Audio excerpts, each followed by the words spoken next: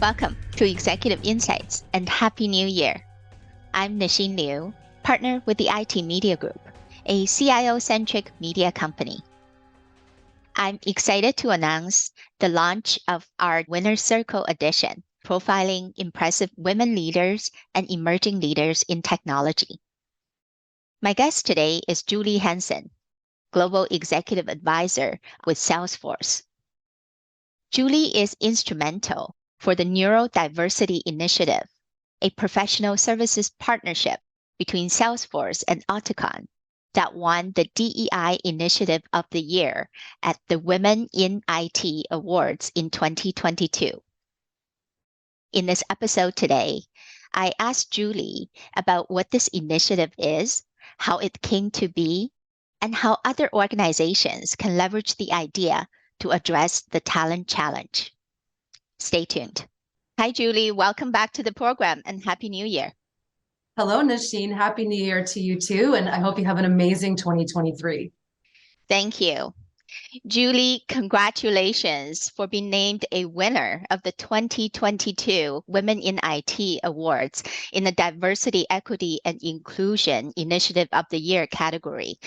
What a tremendous achievement. I know you're instrumental for the Neurodiversity Initiative, a professional services partnership between Salesforce and Auticon. So tell me, how did it all come to be? Sure, Nasheen. As a strategic advisor at Salesforce, I'm a natural problem solver. I'm always looking for ways to solve problems for our customers, but I also look at our own company, Salesforce, to see where we can make a difference. And right now I've noticed, and probably many people watching this show notices, that talent challenges, especially in IT, they're universal right now. So I founded a partnership between Salesforce and another company called Auticon. Auticon trains IT consultants on Salesforce, and then professional services subcontracts the new IT talent into project teams. Now, this might sound pretty basic, but there are some unique elements to this partnership. For example, Auticon is a business where 100% of their consultants in IT are on the autism spectrum. These are IT professionals, educated in IT, who are neurodivergent. They think and process things differently than neurotypical people. And these professionals have outstanding cognitive strengths in certain areas. For example, they have a strong attention to detail, enormous concentration abilities. They think systematically, and that's how they work. They are naturals in pattern recognition. And people on the spectrum have a pronounced interest in IT, along with physics, math, and other technologies. And so they naturally gravitate to IT and have amazing talents. So Auticon knows this, and that's the business foundation around Auticon. They want to bring this talent to light. It's hidden talent. They know that there are many super talented people that companies could be leveraging right now, and they're totally missing out because they're not looking in the right place, or there are some barriers and challenges surrounding autism or ASD, autism spectrum disorder, that just might not get these people to the finish line, say in terms of the recruiting process that normally exists. So Auticon created a global company specifically focused on identifying this underrepresented talent and giving them the support, programs, and a sense of community around them so that they could have successful IT careers. Their goal is to place as many autistic, neurodivergent IT professionals into jobs where they can really thrive and realize their potential. So how did the partnership come to be? The first thing that actually happened was it was a conversation that I had with a colleague and friend. We both have people on the autism spectrum in our lives, and we were talking about different ways to help enable people on the spectrum to live better lives and to really recognize the strengths and qualities they bring to the table. So when I realized that Auticon was a pool of IT talent sitting out there that could become Salesforce experts, a partnership made total sense. The one thing that was missing in their suite of amazing talent was Salesforce skills. And our ecosystem, not just Salesforce, our whole ecosystem of our partners and our customers, they need more and more Salesforce talent because they're growing as well and they're wanting to enable in a digital world. So knowing that this pool of talent exists through Auticon, we just started talking about creating a partnership and being able to feed these amazing folks into the Salesforce ecosystem. I am inspired and moved by this story and how you conceptualized the idea. And, tell me, what is your vision for this program? What does the future look like? Well, we had to start small and start somewhere. So the program started inside of Salesforce with our professional services organization, but we expect to see it grow in terms of expansion to our partners and to our customers eventually as well. And even in terms of technology, because when we got started, we had to think, where is the best match with all of the different Salesforce technologies that we offer? Where does Auticon folks fit? So I mentioned some of their cognitive strengths earlier. And when we thought about it, Tableau, our analytics platform tool set, seemed like the best place to start.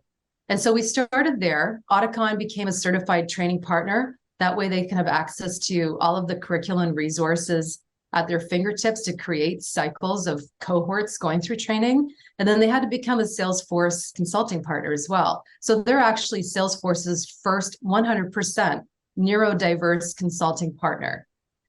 We ran through a cohort. So that's how we had started, one set of folks. We got them through a short project work term, and then they're going back through a second certification to be billable.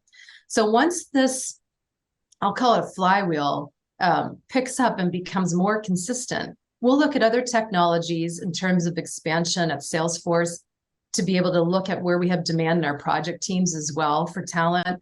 And then we'll also expand and look into our partner network, because a lot of Salesforce's services engagements do expand out into our partner network as well. And of course, our customers should be interested in this type of talent because it brings a really unique flair. Yeah, for sure.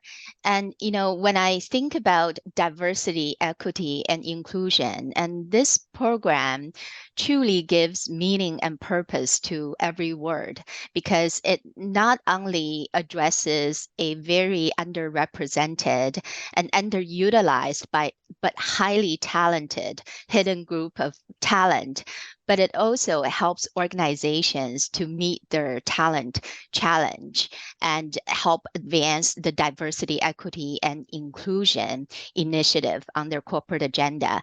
So, how can other organizations leverage this idea and framework to meet their talent challenge?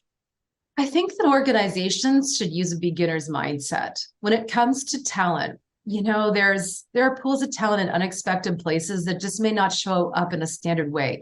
Think about this story. It started with a conversation between two people, and then all of a sudden it's like, hey, wait a second. Are you telling me there's this pool of talent? I've talked to a lot of companies that are being creative and looking for talent across all underrepresented groups. So it's nothing new. This is just one example of how to find hidden talent that cropped up. But what I truly believe is that you're going to see a lot of different types of partnerships come up between different groups, organizations, et cetera. And it's going to be the new ways of finding, creating, and supporting opportunities for the underrepresented. I also think that organizations need to rethink the standard recruiting process and some of the biases and perceived risks that can be attached to the way things are typically done. I've seen job descriptions where there's a laundry list of wants on that job description that can be a little bit overwhelming for just about anyone. And also the recruiting process in interview, they're still looking for the typical answers. But some of the amazing talent that's out there, they might show up differently. They may not hit the initial check boxes that you're looking for, but they have the skill sets and the abilities within them. And so that's something else that I think organizations need to think about in order to, say, leverage these types of ideas, because we had to think about some of the things that need to change inside of our own company. And the last thing I'll say is organizations need to make real space for people to grow.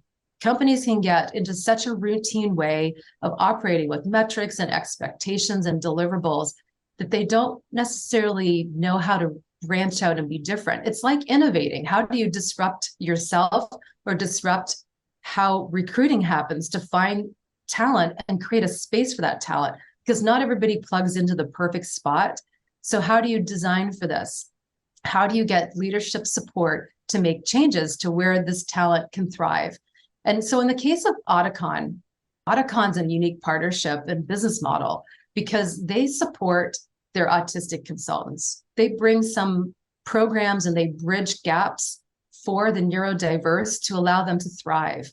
But this is one group of folks. This isn't an entire organizational solution, right? So the organization itself, the company, they have to think about what are the programs, what are the communities, who are the people that can help support people with disabilities like autism, people coming from various underrepresented groups as well, but also in general, what is the support there for everyone? Because I look at it that everybody has a unique way that they approach work, and what do they think about, and how do they approach their job?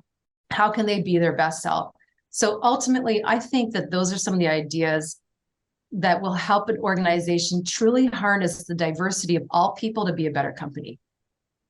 So well said, Julie. And I know you're practicing everything you're preaching. And I completely agree about the topic of equity. And equity is not about giving everyone the same opportunity. It's about giving every one of us what we need to be successful. So congratulations again. Thank you, Nasheen. And I hope bringing awareness to the award through the WIT event helps more organizations become aware that there are programs you can put in place that can harness neurodiverse talent, like the example that we just spoke about today. Absolutely. And thank you so much for your support and for your participation. You're welcome. You've been watching another episode of Executive Insights Winner's Circle Edition. Thank you for tuning in. If you enjoyed this video, please check out other content on our YouTube channel, including CIO Roundtable conversations and executive interviews. And don't forget to subscribe.